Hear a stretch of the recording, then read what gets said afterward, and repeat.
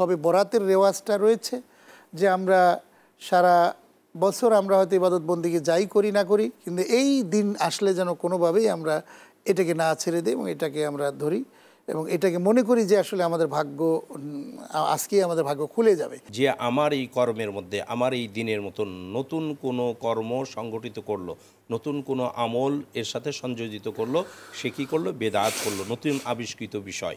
এটা ইসলাম পরিপূর্ণ করে দেওয়া হয়েছে। বিদায় হজের ভাষণে আল্লাহ রসুল সাল্লাল্লাহু আলাইহি ওয়াসাল্লামের কাছে যে আয়াত নাজিল হয়েছে, আল ইয়াউমা আকমালতু লাকুম দীনাকুম ওয়া আতমামতু আলাইকুম নি'মাতি ওয়া রাদিতু লাকুমুল ইসলাম দীনা, যে আজকের দিনে ইসলামকে পরিপূর্ণ করে দেওয়া হলো। অর্থাৎ ইসলাম যা পালনীয়, যা করণীয় এবং বর্জনীয়, এটা পরিপূর্ণ করে দিয়েছে আল্লাহ তাআলা তার রসুলের মাধ্যমে পরিপূর্ণ করে দিয়েছে। ইসলামের মধ্যে নতুন কোনো ইবাদত প্রবেশ করানোর সুযোগ আমাদের নাই। এই জন্য আমাদের সকল ইবাদত হতে হবে বেদাত মুক্ত, অর্থাৎ নতুন আবিষ্কার মুক্ত। আমরা যদি এই রাতে মনে করি যে কিছু এক্সট্রা নামাজ পড়ি, যেটা রসুল পড়েনি, সাহাবি পড়েনি, তাবি পড়েনি, আমি কোত্থেকে নিয়ে আসার মানুষ? আমি এই রাতে কোনো কিছু করার নাই, রসুল করেননি, আমি সারা বছর ব্যাপী করব, এই রাতে তার পুরস্কার পাবো। আমি যা করতে পারি, যে এই মাসে বেশি রোজা রাখতে পারি, এই মাসে জিকির আজকার করতে পারি, এই মাসে দান সাদাকা করতে পারি, এই কাজগুলো হচ্ছে এই মাসের।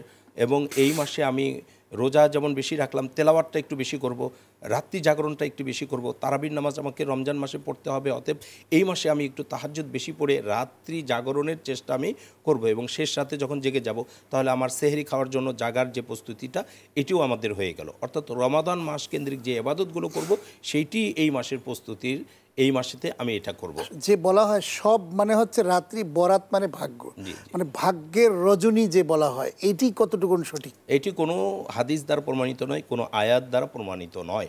এইটি পারস্য যুগে যখন আমরা পারস্যদের দ্বারা শাসিত হতাম বা ভারত উপমহাদেশ শাসিত হয়েছে, ওই সময় তাদের কাছ থেকে অনেকগুলো বাক্য আমাদের উপমহাদেশে সংযুক্ত হয়েছে। তার মধ্যে এই শবে বরাতটিও যুক্ত হয়েছে। ফার্সি শব্দ এটা। হ্যাঁ, ভাগ্য রজনী বলতে লাইলাতুল কদর।